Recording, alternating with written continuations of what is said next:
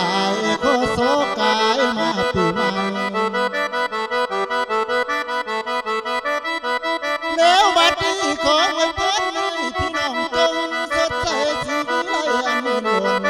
เดจนหายอย่าได้มีอย่าได้มี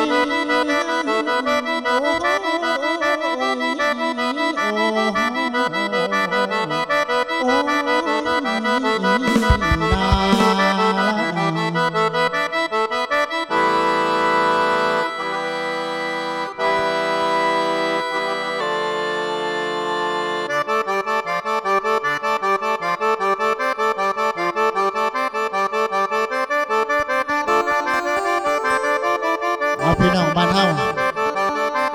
ย่อยอาหารนำกันเนาะเอาเสียพี่น้องเขาพระเขาเนาะเอาหน่อยสิรับสู่ข้างโอ้โหว่าเอ้ยป่าขอโศกายมาปีใหม่เหลวบัดนี้ขออวยพรให้พี่น้องจงสดใสสีวิไลอันล้นเดจนหายอย่าได้มีอย่าได้มีโอ้โหโอ้โหโอ้ยนาเอาพี่น้องเขาพักเขาเลยเด้อแล้วบัดนี้ฟังก่อนอันนี้ตกมาในเวลาดีคริสต์มาสปีใหม่2011เด้อมื้อนี้ข้าน้อยบ่มีหยังมีแล้วมีแต่คำอวยพรที่ส่งมาเด้อถึงเจ้า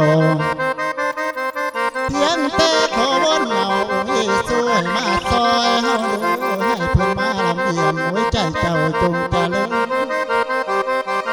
ปีใหม่มาฮอดแล้วให้พรหลังลงมานี่แล้ว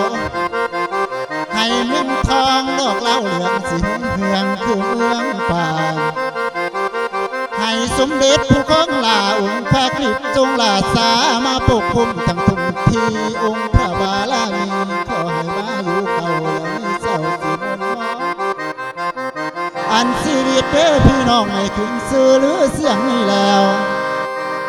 สร้างผลงานในสังคมข่าวนิยมกว่าข่าวกี่ขอให้คำเดือสอนสีองค์เยซูมาโยทรงทั้งอยู่ดงอยู่บ้านประทันในลาภาพรอันว่าความทุกข์ผ่อนอย่าได้เกี่ยวสิมาหานี่แล้วทางโลกาเด้อวัดไอยาสุมีดอกมาไก่ทั้งความเจ็บทั้งความไข่ให้หนีไปจนพ้นผ่านหนีไปน้ำปีเก่าพุ่นอย่ามาบุญไพสมานอีกอันหนึ่งส่วนเจ้านายผู้เพิ่นตุ้มไผ่บ้านสมดังมาโนไม่แล้วผู้ยังเป็นนายสิบและนายโทก็ให้กลายเป็นนายลอยไผ่ผู้เป็นดอกผู้น้อ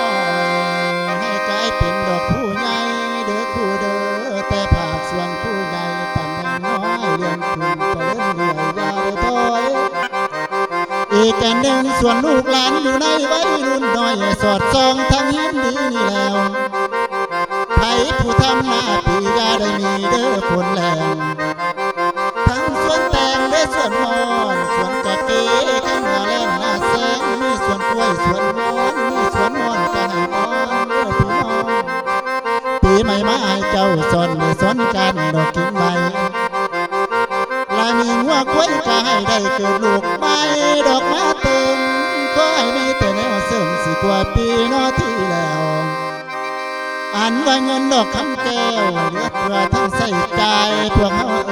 ผู้เศร้าค่าเศร้าขายให้มีหลายเด้อมาคนด้วยความพ้นพระเจ้าตั้งหลายเท่าสิยกสูงอีกอันหนึ่งตามความเชื่อของพวกเขาเบิดทุกคนก็ให้มุ่งไปตามสู่หลักความจริงนี่แล้วให้มันสมเนื้อความหวังดังที่เฮาน้อตั้งใจไว้